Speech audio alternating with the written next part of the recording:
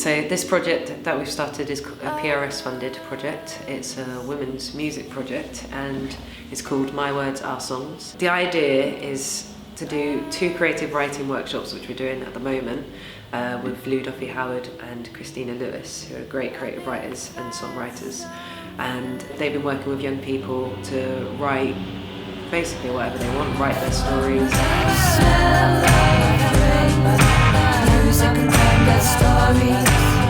I'm Cat Sax. I play the alto saxophone in nightclubs.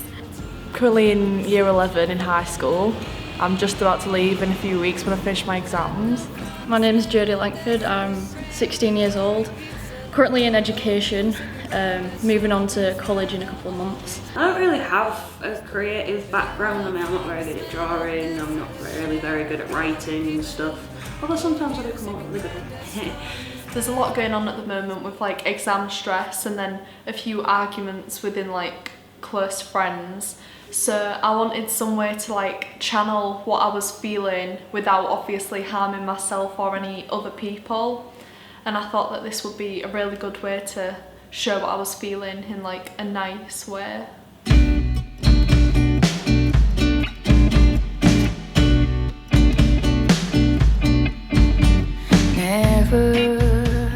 They just wrote some amazing stream of consciousness stuff which we were absolutely blown away by, so it's been absolutely brilliant and I'm so excited to see how they turn their poems and their fragments of poems into songs with Warren Records. It's going to be brilliant. We did some writing just from like clearing your mind and just writing straight away from your head with no like impetus, just writing straight away. Really surprised myself with what I ended up with at the end of it.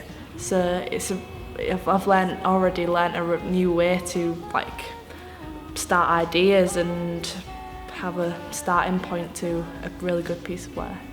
Obviously it was really comfortable straight away and it's really open. It's sort of like creative therapy, I guess you could say, because we're all sharing our own stories in a creative light. And so we've done several different exercises. One of them was you write 5 words about yourself, and they didn't necessarily have to be positive things, but they all ended up being positive things, I guess, which is new.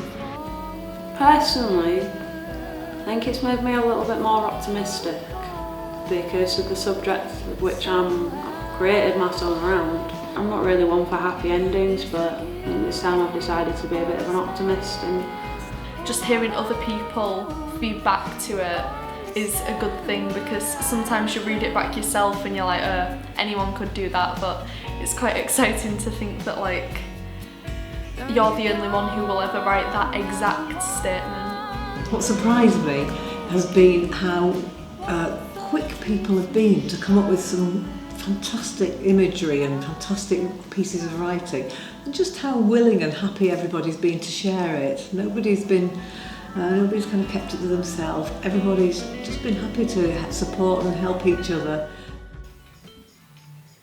Memories of drunken nights, I should have thought ahead.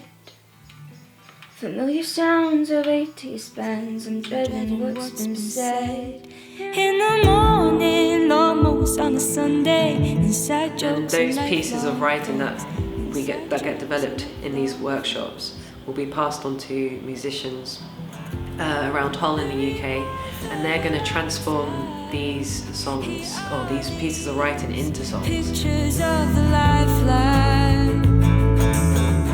What's been lost, what's to gain? Imprints cannot fade. It's nice to be heard, and I think sometimes as well when you struggle to voice your opinions or voice your feelings, I think it's easier if somebody else can do it for you. And it's not that we are voicing it for them, because they are still very predominant in it, and it's, we're taking their writing and how they feel and things like that, but we're just expressing it. And it's quite refreshing as well, because there's some lines in there that you would never normally think of putting in there as a songwriter, because you tend to become a bit more conditioned as you pick things up and you're influenced. So it's quite fresh and new and inspiring really, because it's changing the way I'm thinking about writing my songs in the future. I wouldn't say surprises, good surprises. There've been good surprises. Like I've been reading some of them, who's wrote this? How old are they? What? I'm really surprised because they are really good. Better than what I could write, and I'm like, oh, I want this. So no, it's been good surprises, and also quite emotional in a way. Some of the pieces are very in depth, and you can tell it does put a lot of extra pressure on us, I think, putting it into a song, because you feel like you've got a very fragile piece of information and you have to project it, bearing that in mind, and knowing they're going to listen to it back, it's a bit nerve-wracking, really.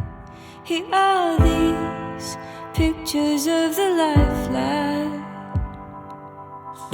What's been lost, what's to gain? Imprints cannot fade away. They're going to be released on a CD end of July and performed at a live event. It'll be a showcase of women just involved in music across the city. I kind of see it as a collaboration of just women from all different experiences, who have all different experiences in all different stages of their lives, in different stages of their career, different abilities in music and not in music, different abilities in writing and so forth. And that's kind of the main gist of it. And hopefully if this goes well, it'll just encourage and inspire more people to write, and show them the link as well between creative writing, like from stories, and music, just the link of that, how you can just write a story and how that can be turned into a song, and basically. I've got some friends, I can't remember when. My friend Kyra said. When I heard the song on, I can't remember whether it was on the radio or something, but it was, especially because it got played on the radio, it was just like weird to think that many people were listening to what I'd written down, especially because some of it was taken from what had literally just come straight out of your head onto a page. Yeah, it was really good. It was different to hear someone else's take on my lyrics, to hear it played in the building.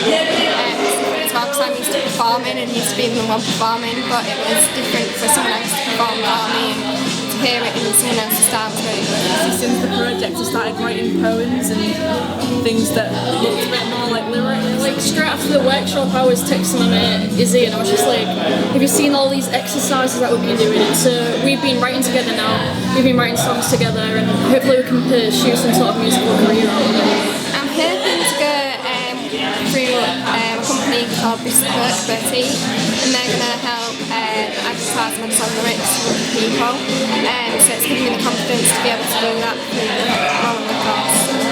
I think the workshop sort of shows us how, like, once you get into it, you can do like what you want to do, and like go for your goals and stuff. So yeah, it's been good. Like living in hope, because I've come to the wiser. It's like my second home. I have lots of friends, they are like a second family. They accept you for who you are, what you want to be, what you want to be. Like living in hope, because I've come to the wiser. It's like my second home. I have lots of friends, they are like a second family. They accept you for who you are, what you want to be, what you want to be.